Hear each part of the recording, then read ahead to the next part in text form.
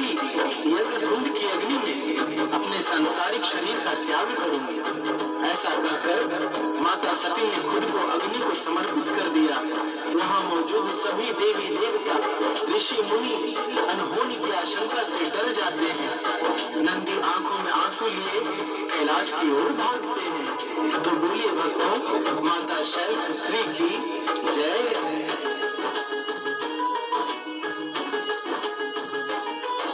माता सती ने वहां अपना विकट रूप दिखलाया। सभी देवों के मन में अब केवल डर है समाया। माता ने कहा है प्रजापति भुगतो अब परिणाम, इसी यज्ञ कुंड में करूंगी मैं अभी स्नान। इतना कहकर माता ने खुद को भस्म किया। सबके मन में एकाग्यात डरने लिया। नंदी वापस भाग के कैलाश को जाते हैं, पावन कथा सुनाते हैं। हम शैलपुत्री माता रानी की महिमा गाते हैं, हम कथा सुनाते हैं। सबसे पावन तेरा नाम, शैलपुत्री तुम्हें प्रणाम। सबसे पावन तेरा नाम, शैलपुत्री तुम्हें प्रणाम। भक्तों, भगवान शिव को जैसे ही इसके बारे में पता चला तो दुखी हो गए। दुख और गुस्से की ज्वाला में जलते हुए शिव का त्रिनेत्र खुल गया। भगवान शिव ने अपने एक जटा को पत्थर पर पटक दिया, जिससे भयंकर हुंकार भरते वीरभद्र प्रकट हुए। भगवान शिव ने उनको आदेश दिया कि काली को अपने संग लेकर जाओ और उस यज्ञ भूमि को शमशान में बदल दो। जो सामने आए उसे मार डालो और उस दंड प्रजापति दक्ष का सर धड़ से अलग कर दो। शिव के आदेश को सिरधारे करके वीरभद्र और काली यज्ञ क्षेत्र की ओर प्रस्थान करते हैं। तो बोलिए भक्तों, माता शैलपुत्री की जय।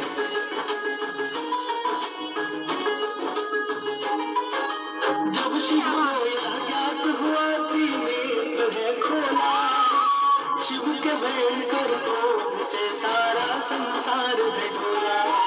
शिव ने अपनी एक जटा पत्थर पर पटक दिया, जिससे अति बलशाली वीरभद्र ने जन्म लिया। शिव ने कहा है वीरभद्र काली को ले लो संग, दक्ष को देके दंड करो तुम यह वीरभद्र और काली यज्ञ क्षेत्र को जाते हैं, पावन कथा सुनाते हैं। हम शैलपुत्री माता रानी की महिमा गाते हैं, हम कथा सुनाते हैं। सबसे पावन तेरा नाम, शैलपुत्री तुम्हें प्रणाम। सबसे पावन तेरा नाम, शैलपुत्री तुम्हें प्रणाम।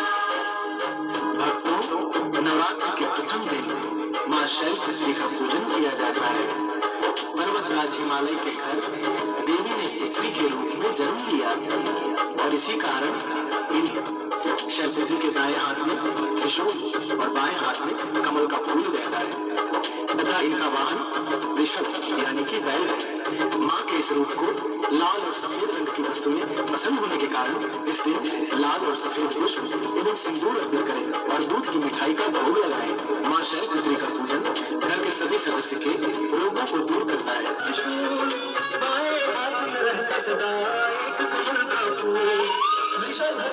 माता का सफेद लाल है भाला, माता का कथा किशोरी कुछ ऐसा।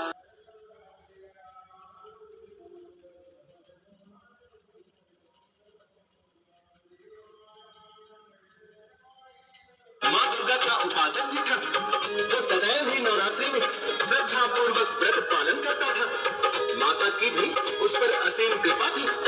दूर दूर तक उसका व्यापार फैला हुआ था और किसी प्रकार की कोई कमी उसके घर में नहीं थी। साहूकार के दो पुत्र थे, जो बड़े होने के पश्चात व्यापार में अपने पिता पर हाथ बटाने लगे। निश्चित समय पर साहूकार ने योग्य कन्या देखकर अपने दोनों पुत्रों का विवाह भी कर दिया।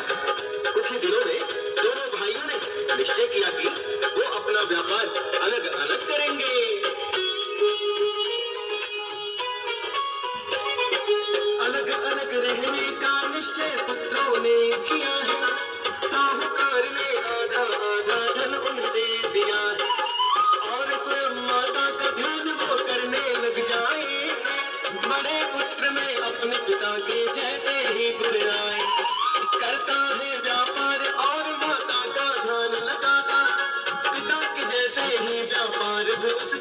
होता जाता। छोटा पुत्र तो साहूकार का करे न, पर साहूकार उसको समझाते हैं, पावन कथा सुनाते हैं। माँ दुर्गा के प्रथम रूप का ध्यान लगाते हैं, हम कथा सुनाते हैं। जो करते इनका ध्यान होता है सदा कल्याण, जो करते इनका ध्यान होता है सदा कल्याण। प्रिय भक्तजनों, साहूकार को अपने छोटे पुत्र की बात ही समझता था। वो व्यापार में तो कुशल था, किंतु पूजा पाठ में विश्वास नहीं रखता था। इसके विपरीत उसका बड़ा भाई अपने पिता के जैसे ही व्यापार के साथ साथ माँ भगवती की पूजा पाठ करता और सभी नवरात्रि व्रत भी रखता। यद्यपि साहूकार ने दोनों ही पुत्रों को व्यापार कुशल बना दिया और उन्हें अपनी संपत्ति भी आधी आधी दे दी थी। घी डालो दिन कहा छोटे पुत्र को होने लगा है घाटा हर एक बार। बड़ा पुत्र धनवान हो गया और छोटा निर्धन। कुछ वर्षों के बाद ही आ गए फिर तो ऐसे दिन। जितना धन था छोटे पुत्र ने सारा गंवा दिया। करने को व्यापार पास में कुछ भी नहीं रहा। खाने पीने के बिलाले उसे बढ़ जाते हैं, पावन कथा सुनाते हैं। माँ दुर्गा के प्रथम रूप का ध्यान लगाते हैं, हम कथा सुनाते हैं। जो करते इनका ध्यान होता है सदा कल्याण, जो करते इनका ध्यान होता है सदा कल्याण। प्रिय भक्तजनों, साहूकार के छोटे पुत्र को बड़ी ही चिंता रहने लगी।